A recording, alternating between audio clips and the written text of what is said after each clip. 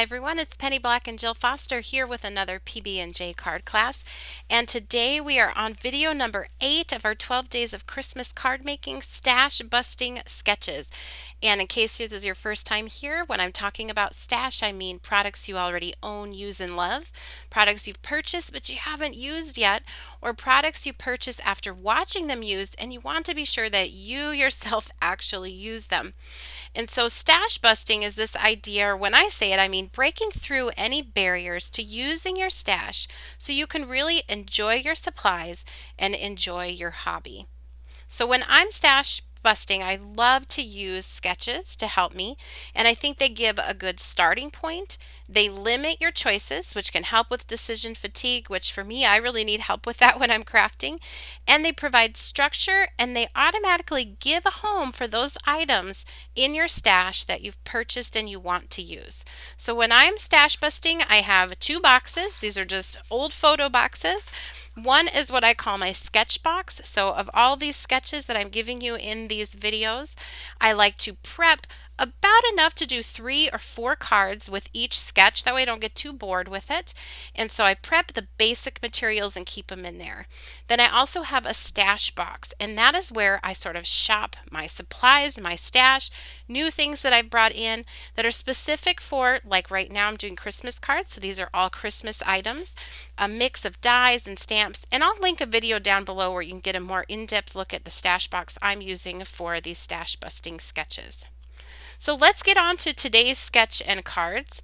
This sketch is really great if you are looking to perhaps start with a sentiment. So maybe you have a sentiment die cut or a sentiment stamp set, or I'm going to be using the Stick and Shine sentiments. That's our new product line. And I wanted to start with my sentiment. So I'm going to use the Stick and Shine elements. I have die cut just from some dark, smooth cardstock from my stash. These are our Stick and Shine. It's a new product line. It's kind of like a rub-on that's going to leave the design sticky on your paper. I'll put a link to a video down below where I show exactly how to use this step by step and in more detail, but I'm just pressing it onto my paper. I used my fingertip. We also have an applicator tool. I place my foil now over the top of that sticky design. I'm using like the end in this of my bone folder here. I didn't have the applicator tool at the time that I filmed this. Could also use a credit card.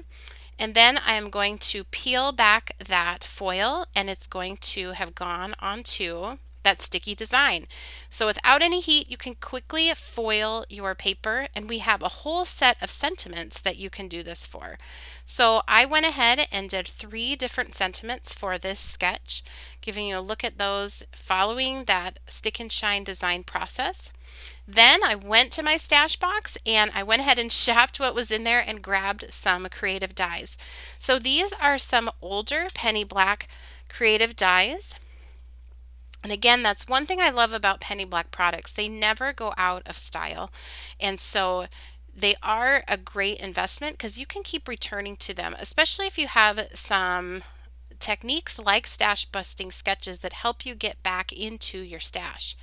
So I'm painting these with Distress Ink Reinkers used as watercolors. I'm starting with a layer of Evergreen Bough, and then while that's still wet, I'm going to drop in just a little bit of Forest Moss Distress Ink Reinker. I love that combination. I think I've said that like 10 times throughout this video series, but I just really love that for Christmas because you get just a touch of that sort of tealish green along with that more traditional green.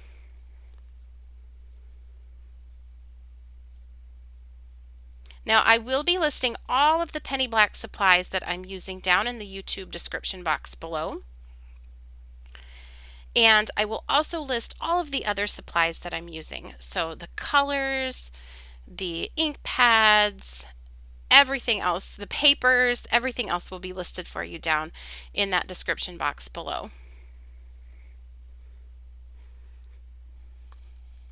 I really love painting die cuts like this, especially this kind, because I think they're so beautiful and they almost give you the look of like a no-line watercolor painting, but then when someone receives the card up close, they have this beautiful dimension to them.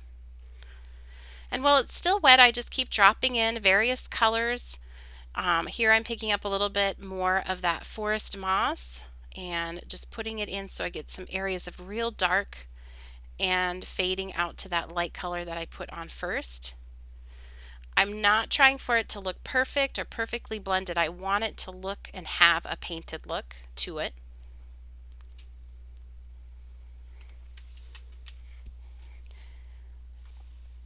And I'm adding also just a touch of blue. I love putting those stick and shine sentiments on dark cardstock because there's something about that foiled design on dark cardstock that is so elegant.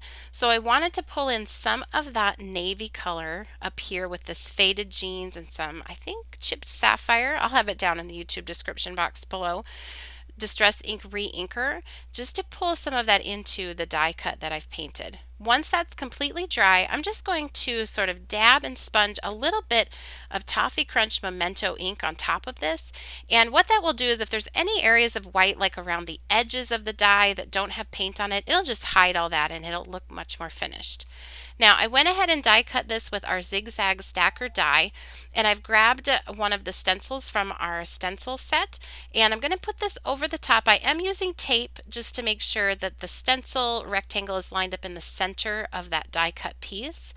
And I'm going to do some inking on the background here. I did have my tape a little too long there, so I'm just getting it out of the way. And I'm going to use that Toffee Crunch ink again, just to do a little bit of light inking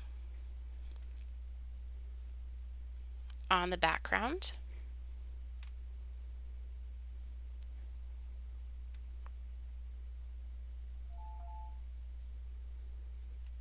And you can see there how that just sets that off and kind of adds that elegance. Now I pulled this from my stash. This is an older penny black stamp called Get Comfy. It really adds a nice Christmassy, almost sweater kind of texture to the background. So I'm going to stamp that with the stencil in place using that same Toffee Crunch ink for just a tone on tone look to add some detail to the background of these cards. So you can see I've added that to a standard size card. All of these are 4 1/4 by 5.5 inch A2 standard size cards. I'm adding my sentiment panel, and I'll just play around here with the placement of that die cut and add that right on top. And then I'm also going to embellish this with just a few self-adhesive pearls. I think they look really pretty there with those berries. These cards are really gorgeous in person with that stick and shine foiled sentiments. And I'll just give you a look here at some other variations. You can also turn the sketch and do it in a landscape orientation. Look at that. You can really see that shine. And again, just more of those painted die cuts layered behind. And here's the one that we created throughout the video. Tell me, I'd love to know, do you ever start your cards with a sentiment as opposed to your main image? I'd love to know. Leave me a comment down in the description box below. Here is another look at this sketch, and I'll give you another look at all of the cards shown in today's video. If you enjoyed today's video, please be sure to subscribe to our channel. You can also give this video a thumbs up, and you can keep connecting with Penny Black on Facebook, Pinterest, Instagram, as well as our website and our blog, and I'll link all of those for you down in the YouTube description box below. Thanks for watching, and happy stamping.